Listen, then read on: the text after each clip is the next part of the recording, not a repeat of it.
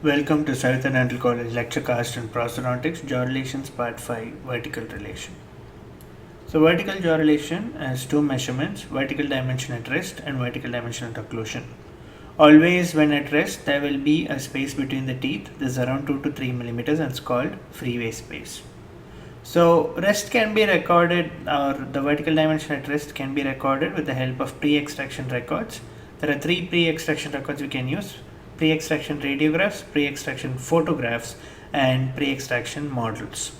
The next most popular method is the Niswonger and Thompson's method, where you ask the patient to say MMMMM and you mark a point in the nose and the chin, and you determine the distance, and that will be a vertical dimension at rest. Profile sellouts is cutting a cardboard outline and exactly to the patient's face, and asking the patient to relax and then bite, so that you know how much of freeway space is reduced. And then the next method is using ridge relation. So if you can part between the lips and see that the ridges are parallel to each other, your vertical dimension is around the right area. Next is vertical dimension at occlusion. Vertical dimension at occlusion can be calculated with the help of the Boost bimeter. It is basically a central bearing device, which means there are two plates, one attached to each occlusal rim, and there's a pin in between.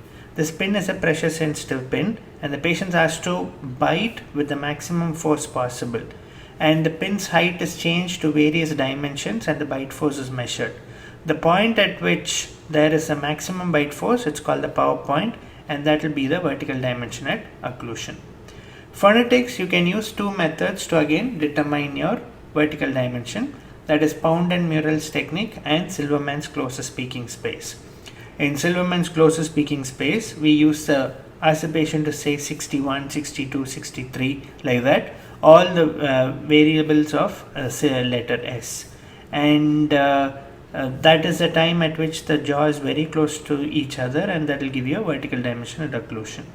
And phonetics with Pound and Murrell's method is asking the patient to say F, V and S. When you notice, when you say these letters, usually the upper teeth will touch the lower lip, and that will give you optimal VD. And if you have your mouth open and saying F, you will see that it will sound wrong. And the next is tactile perception, which is similar to Boost bimeter, except that it is not a pressure sensitive pin, and the patient just reports that whichever height between the two central bearing plates, whichever height is comfortable, that is the vertical dimension at occlusion. And this is very important to have an ideal vertical dimension. If there's too much vertical dimension, the patient is going to look long faced, ugly, and generally there will be more resorption because of more force and stretching of the muscles, having a poor cheek support, etc.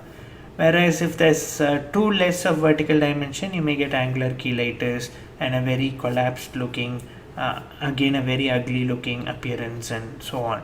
So an optimal VD is necessary to have optimal aesthetics and a very good prosthetic outcome. Thank you.